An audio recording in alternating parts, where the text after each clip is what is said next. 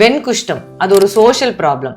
அந்த வியாதிக்கு அக்யூபங்க்சர்ல வைத்தியம் இருக்கா சார்? நிச்சயமா. அது எப்படி நாங்கள் இந்த வெண்குஷ்டம்ன்றது ரொம்ப பேருக்கு காரணம் தெரியல. ஆனால் சாதாரணமாக இந்த உடம்புல கலரை உண்டாக்கக்கூடியது என்னென்னா மெலனோசைட்டுன்ற செல்கள் தான். இந்த செல்கள் தோலில் இருக்கும். இது எப்போ காலி ஆகுதோ அப்போ அந்த இடம் வெள்ளை கலர் ஆகிடும். Very simple. ஆனால் ஏன் இப்படி வெள்ளை கலர் ஆகுதுன்ற காரணம் மிச்ச சயின்ஸும் சொல்லப்படலை.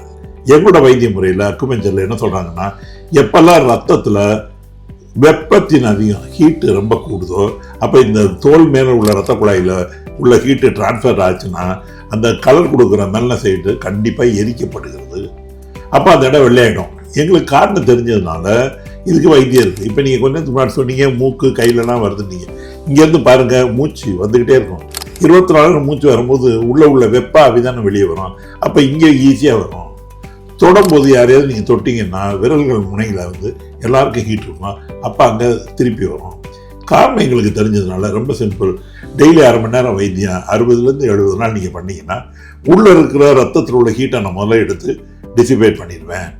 அடுத்து ப்ரொடக்ஷன் ஆஃப் ஹீட்டு உடம்புக்குள்ளே இது உருவாகாமையே பார்த்துருவோம்.